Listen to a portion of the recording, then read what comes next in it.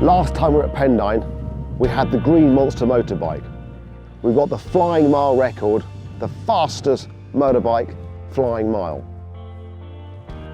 Now we've got the Porsche. We finally got the Porsche ready. 1,200 horsepower at the engine. This is a fire-breathing, crazy powered Porsche. This for me is nirvana. Being down here on the beach, Pendine Beach, it's the mecca of land speed racing. It's the place I feel alive. To spend over a year building an ultimate sand racing 1,200 horsepower car and bring it down to the beach and try and defy the laws of physics and maths is the ultimate accolade.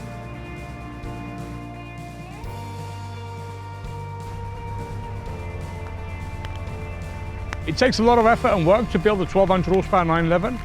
It's not a straightforward, simple swap out job. We have to rebuild the engine. It's a complete forged built motor with upgraded components like drive shafts, prop shaft. We have to upgrade the fuel system, the gearbox, and so many things. There's a lot of work that goes into building a car like this. Ideally, if we send it on the first run and get 200 plus mile an hour in the flying mile, that would be the ultimate goal for us. That's what we're trying to achieve. That was the goal that Zef set for himself. That's why he approached us to build him the car. So if we can do it on the first run, then man, it'll be the perfect weekend for me. We're just going to go onto the beach for the second time now.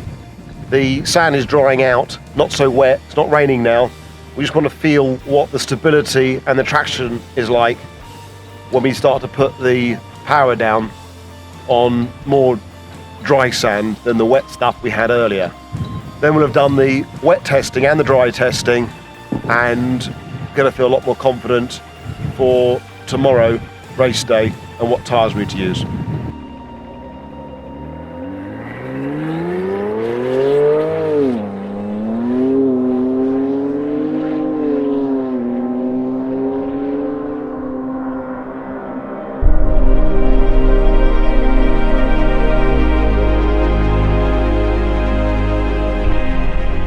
Testing went phenomenally well.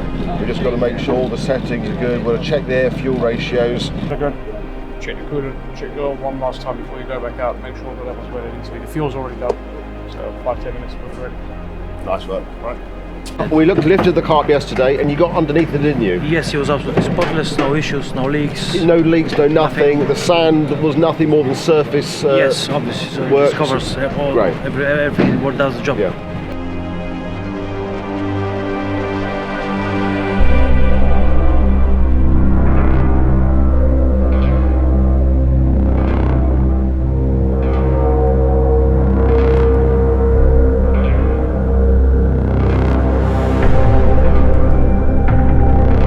A yellowy light to the right. Yep.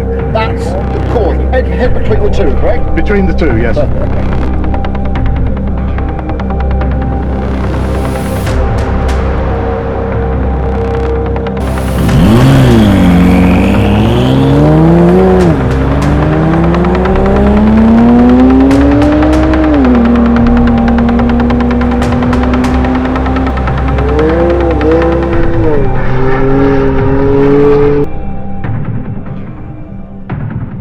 The first run was fairly gentle. We had it in map 2. Didn't want to push it too much, but we got a phenomenal speed. 210 miles an hour through the 2-mile trap and 199.8 on the flying mile on the first run. Now we've got to go back and do the second run, which gives us the pair, and the average of that will hopefully be the new flying mile record.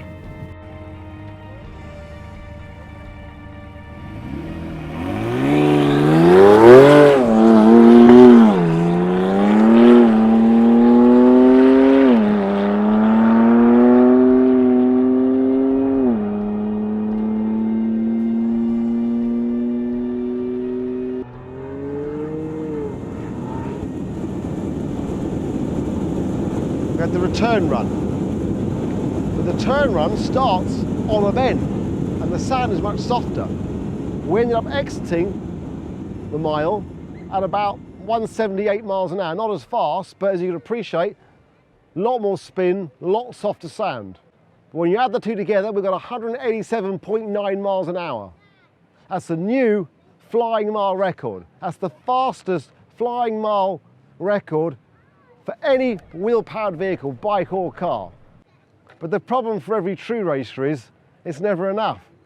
You want more. We know we're at low boost. We know we're only at half throttle. There's more in the pot.